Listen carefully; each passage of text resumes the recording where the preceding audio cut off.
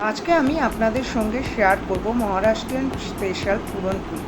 আমরা যেমন যে কোনো উৎসবে খিচুড়ি, লুচি এসব বানিয়ে থাকি, মহারাষ্ট্রিয়ানরা এরকমই উৎসবে বানিয়ে থাকে পুরনপুলি। খুব অল্প উপকরণে এই সুস্বাদু জিনিসটা এরা তৈরি করে। গ্যারেন্টি দিয়ে বলতে পারি, একবার যদি আপনারা বানিয়ে খান তাহলে বারবার খেতে ইচ্ছা করবে এই জিনিসটা। তো চলুন সময় নষ্ট না করে বানিয়ে ফেলা যাক এই রেসিপি।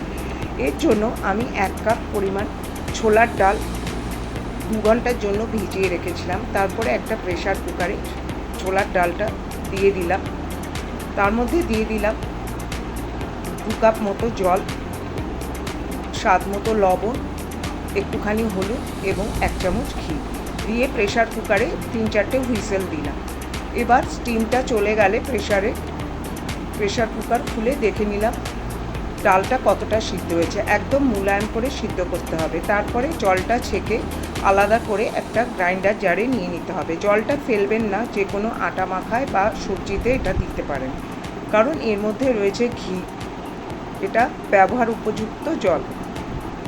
এবার আলাদা একটা পাত্রে নিয়ে নিলাম 1 কাপ মতো ময়দা এবং 1/2 কাপ আটা। আপনারা সম্পূর্ণ আটা বা ময়দা দিয়ে এটা বানাতে পারেন। নিয়ে নিলাম স্বাদ মতো লবণ, সামান্য একটু হলুদ এবং 1 চামচ, বড় চামচের 1 চামচ ঘি। সবগুলো ভালো করে ময়দার সঙ্গে মিশিয়ে নিলাম এবং ভালো করে ময়াম দিয়ে নিলাম। তারপরে উষ্ণ গরম জল দিয়ে ভালো করে মেখে একটা নরম ডো তৈরি করে সেটা ঢেকে রাখলাম আধ ঘন্টার জন্য।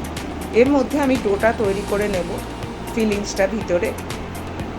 তার জন্য পেস্ট করা ডালটা নিয়ে নিলাম, আর নিয়ে নিলাম তার হাফ পরিমাণ গুড়, অর্থাৎ 1 কাপ যদি ডাল হয় তাহলে 1/2 কাপ নিয়ে নিলাম গুড়।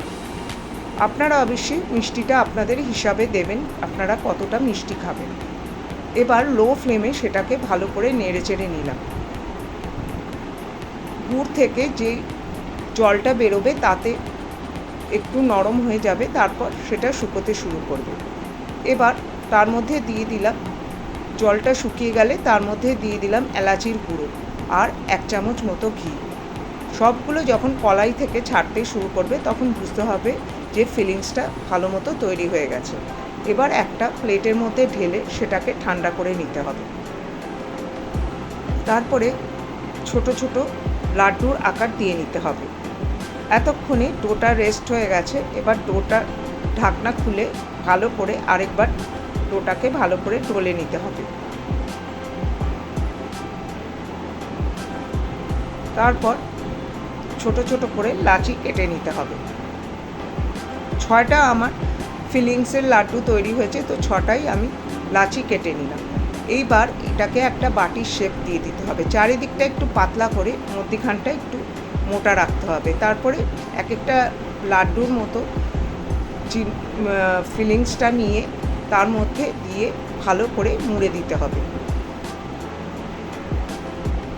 তারপরে হাত দিয়ে চেপে চেপে ফিলিংসটা চারিদিকে ছড়িয়ে দিতে হবে। আরেকটা আমি আপনাদেরকে বানিয়ে দেখাচ্ছি। এইভাবে চারিদিকটা আঙুলের সাহায্যে পাতলা করে মাঝখানে ফিলিংসটা দিয়ে এইভাবে চারিদিক থেকে মুড়ে দিতে হবে এবং চেপে ফিলিংসটা ডোয়ের চারদিকে ছড়িয়ে দিতে হবে। তারপরে আলতো হাতে এটাকে আস্তে আস্তে বেলে নিতে হবে।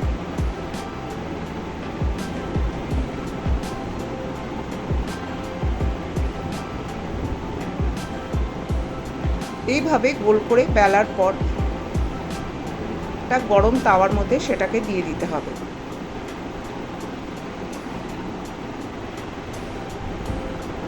ভালো করে এপিট ওপিট করে খুব ভালো করে ছেঁকে নিতে হবে।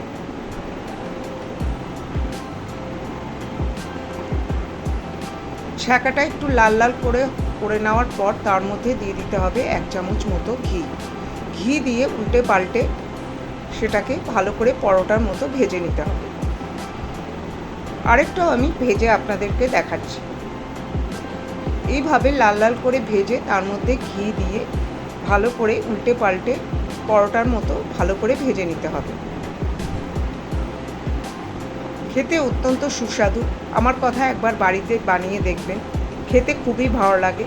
আপনারা সকালের জলখাবারে বা রাতের ডিনারে এটা খেতে পারেন। যদি রেসিপিটা ভালো লাগে তাহলে চ্যানেলটা সাবস্ক্রাইব করার অনুরোধ রইল। এরকম আরও রেসিপি নিয়ে আমি আসব। দেখা হবে পরের আরেকটা রেসিপি। ততক্ষণ আপনারা ভালো থাকবেন, সুস্থ থাকবেন। নমস্কার।